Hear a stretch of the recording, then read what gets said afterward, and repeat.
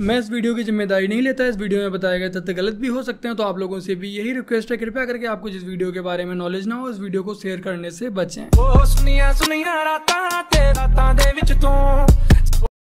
तो राम राम मेरे प्यारे भाइयों की हालचाल मजामा, एक बार फिर से आप सबका स्वागत है अपने चैनल सैफरॉन पैट्रियट में। और मैं आपका भाई दुर्गेश लेकर आ चुका हूँ एक और नई वीडियो। ये दरअसल प्रतिक्रिया इस बात पर है कि सीबीआई ने तिहाड़ जेल में अरविंद केजरीवाल को गिरफ्तार कर लिया है। आपको मालूम होगा कि जो मामले अरविंद केजरीवाल पर चल रहे हैं उसमें ईडी के खिलाफ, ईडी की जो कार्रवाई हुई है अरविंद केजरीवाल के खिलाफ, उसमें गिरफ्तारी मौजूदा तौर पर अरविंद केजरीवाल की रही है। लेकिन अब सीबीआई ने अरविंद केजरीवाल को तिहाड़ जेल से गिरफ्तार कर लिया है। सीबीआई ने केजरीवाल को तिहाड़ जेल से गिरफ्तार कर लिया है। बधाई हो, जेल से गिरफ्तार होने वाले पहले मुख्यमंत्री बने केजरीवाल। भाई भला ऐसा कौन करता है, जेल से कौन गिरफ्तार करता है। वीडियो शुरू करने से पहले यहाँ एक चीज मैं साफ कर दूं, इससे पहले कि कुछ लोग रोएं कि बार बार सरकार को क्यों बीच में लाते हो, हमारे पापा की इसमें क्या गलती है। यहाँ पर इस बात में कोई दो राय नहीं है कि सारी जिम्मेदारी। क्या कोई चमचा बताने का कष्ट करेगा कि ध्रुव राठी ने मोदी जी को पापा कब से बना लिया। श्यामा प्रसाद मुखर्जी जिंदाबाद, दीनदयाल उपाध्याय जिंदाबाद, अटल बिहारी वाजपेयी जिंदाबाद, नरेंद्र मोदी जिंदाबाद।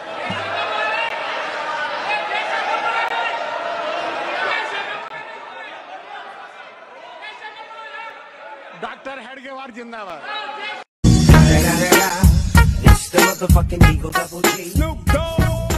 देखो, इसी को कहते हैं जख्म देना फिर जले पर नमक छिड़कना। मैं डिम्पल यादव, जो लोकसभा की सदस्य निर्वाचित हुई हूँ, ईश्वर की शपथ लेती हूँ कि मैं विधि द्वारा स्थापित भारत के संविधान के प्रति सच्ची श्रद्धा और अनुष्ठा रखूंगी और निष्ठा रखूंगी। अरे भौजाई, कम से कम जो लिखा हुआ है उसे तो सही सलामत पढ़ लो। फालतू में ही हमारे 20 चोर भैया जी की आप नाक काहे कटवा रही हो। मैं संभालने वाला हूँ, इसके फराइज और वफादारी से अंजाम दूंगा। जय भीम, जय मीम, जय तेलंगाना, जय फलस्तीन, तकबीर अल्लाह अकबर।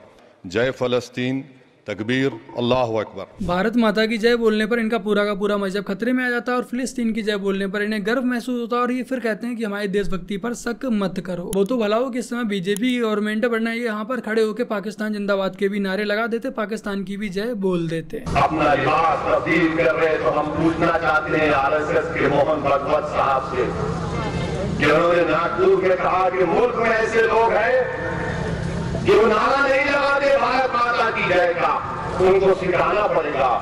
मोहन भागवत साहब, मैं नहीं लगाता नारा, क्या करते आप?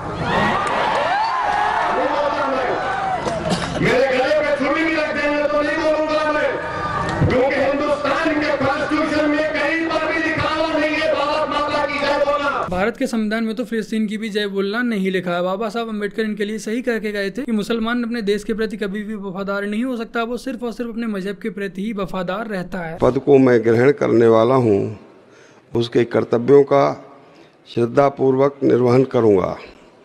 जय हिंदू राष्ट्र, जय भारत।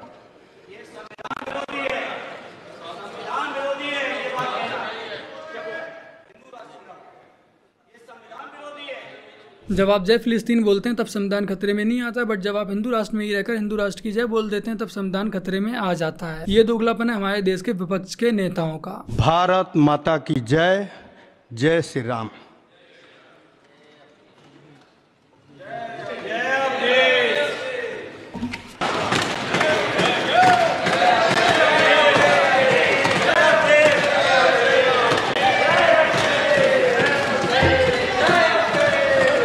अगर एक मजहबी अल्लाह अकबर बोल के जाए तो ठीक है, संविधान भी सुरक्षित है, बट यदि कोई हिंदू जय श्री राम बोल दे तो संविधान भी खतरे में आ जाता है और इनकी तशरीफ भी सुलगने लगती है। और ये विपक्ष में जितने लोगों की भी जय श्री राम से सुलग रही है, इसमें 90% से ज्यादा हिंदू ही। आप समझ सकते हैं कि आज इन हिंदुओं पे राजनीति धर्म से भारी पड़ गई है। प्रधानमंत्री मोदी जैसे ही शपथ के लिए आगे बढ़े, राहुल गांधी समेत विपक्ष के नेताओं ने हाथ में संविधान लेकर उन्हें दिखाना शुरू कर दिया। देखिए, प्रधानमंत्री मोदी शपथ के लिए आगे बढ़ रहे हैं और वहीं विपक्षी नेता राहुल गांधी समेत कई नेता अपने हाथ में संविधान लेकर उन्हें दिखाते नजर आ रहे हैं।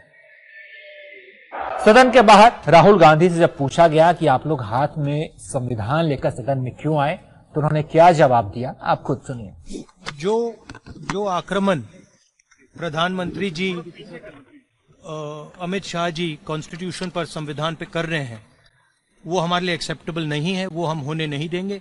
इसीलिए हमने कॉन्स्टिट्यूशन ओथ लेते हुए हमने कॉन्स्टिट्यूशन पकड़ा था। धन्यवाद। हमारा संदेश जा रहा है, हिंदुस्तान के कॉन्स्टिट्यूशन को कोई शक्ति नहीं छू सकती।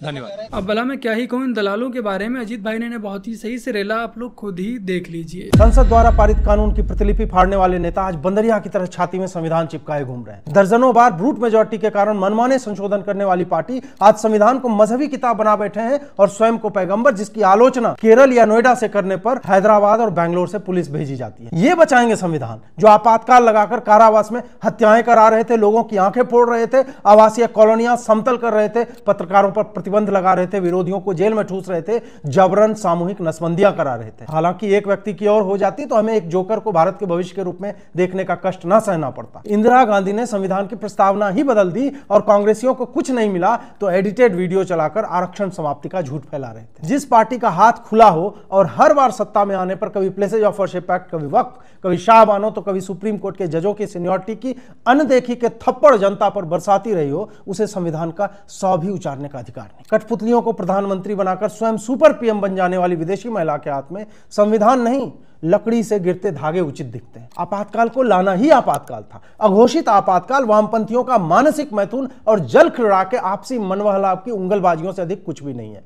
ऐसे वाक्यांश कांग्रेस द्वारा तिरंगे पर कालीमा पोतने के लिए लाई इमरजेंसी को साइकिल से टकराकर गिरने जैसी क्षुद्र दुर्घटना सदृश बताने की कुचेष्टा है। राहुल गांधी के हाथ में संविधान की कॉपी वैसी ही दिखती है जैसे KFC वालों के हाथ में मुर्गा। दोनों जानते हैं कि इनकी हत्या ही उनके अस्तित्व और प्रासंगिकता का आधार बिंदु। आशा करता हूँ कि आप लोगों को समझ आ गया होगा कि आज संविधान के भक्षक ही संविधान के रक्षक बने बैठे हैं। पहले ये लोग खुद ही संविधान की धज्जियां उड़ाते हैं, उसके बाद खुद ही संविधान के रक्षक बन जाते हैं। जैसे ये मीम्स वगैरह बनते हैं ना, सो कॉल्ड मीम्स, जहाँ राहुल गांधी को पप्पू वगैरह बुलाया जाता है। So he said he is not Pappu, he is dangerous. People are not aware about it. This is the other side of Rahul Gandhi. Is that true? That is 100% true.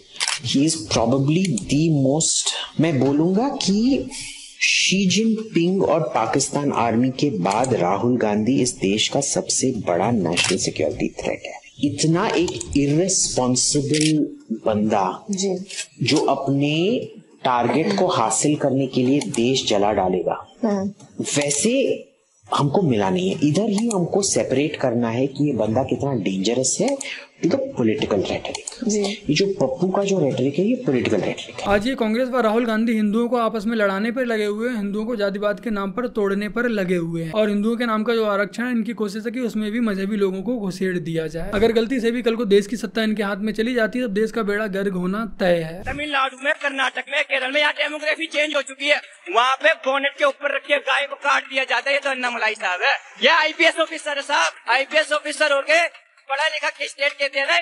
Karnataka को, केरल को, तमिलनाडु को, वहाँ पे इतने पढ़े लिखे लोग हैं कि IPS को वोट नहीं दिया। पंजाब के अंदर इतने अच्छे लोग हैं, वो जो कहता है खालिस्तान की मांग करने वाला, खालिस्तान की मांग, अमृतपाल से उसको जिता दिया। आप बताइए, जेल में रह के पर्चे भरा और जेल में रह के जीत गया। आप बताइए हमारी देश की जनता कितनी समझदार है भाई साहब। सही बात है भाई, आज पढ़े लिखे को वोट नहीं देते हैं, बट देशद्रोही इकट्ठा होकर देशद्रोही को वोट देकर अवश्य जिता देते हैं। अगर कोविड के समय वैक्सीन न मिले तो केंद्र सरकार जिम्मेदार है। एम्स में इलाज कराने के लिए, किसी हॉस्पिटल में इलाज करने के लिए लोग बिहार या यूपी से आ जाएं तो वो लोग जिम्मेदार हैं। अगर बाढ़ आ जाए तो हिमाचल जिम्मेदार है, बादल फट गया। अगर पानी ना मिले तो हरियाणा जिम्मेदार है। एक इंद्र भगवान बचे हैं जिस पर जिम्मेदारी का पर्चा नहीं फाड़ा है आम आदमी पार्टी वालों ने। पता नहीं कब उन पर भी RTI लगा करके अगला पर्चा इंद्र भगवान पर ये फाड़ी देंगे कि बादल बारिश नहीं कर रहे, इसलिए यहाँ पर पानी की दिक्कत है। बेशर्मी और मक्कारी की सारी लिमिट आम आदमी पार्टी क्रॉस कर चुकी है। दिल्ली जल बोर्ड के चेयरमैन कौन है भाई? आम आदमी पार्टी के हैं। जल मंत्री कौन है भाई? आम आदमी पार्टी के हैं। 62 विधायक किसके हैं भाई? आम आदमी पार्टी के हैं। 120 से ज्यादा इनके काउंसलर दिल्ली में हैं। मेयर इनकी है, मुख्यमंत्री इनका है। सोमनाथ भारती वाइस चेयरमैन रह चुके हैं, इनके सौरभ भारद्वाज वाइस चेयरमैन रह चुके हैं, राघव चड्डा वाइस चेयरमैन रह चुके हैं। अरे शर्म करो, 10 साल हो गए, जो बातें तुम किया करते थे आज भी वही खड़े हो। और जो हरियाणा तुम्हें साल भर पानी देता है, आज तुम किल्लत होते ही उन्हीं को कोसते हो। तो आपसे ज्यादा मक्कार तो कोई हो ही नहीं सकता कि मौका ढूंढते हैं कैसे किसी पर ब्लेम। मुझे लगता है कि इस बार ड्रामेबाज पार्टी ने कुछ ज्यादा ही ड्रामा फैला दिया, जो कि दिल्ली की जनता भी नहीं पचा पाएगी और आने वाले विधानसभा चुनावों में इन्हें इनकी सही जगह दिखा देगी। तो बस मेरे प्यारे आई बनो, आज की अपनी इस वीडियो में इतना ही। वीडियो को लाइक, शेयर, कमेंट और अपने इस चैनल को सब्सक्राइब आज से कर लीजिएगा। चलिए जल्द मिलते हैं एक और नई वीडियो के साथ, तब तक के लिए जय हिंद, वंदे मातरम, जय श्री राम।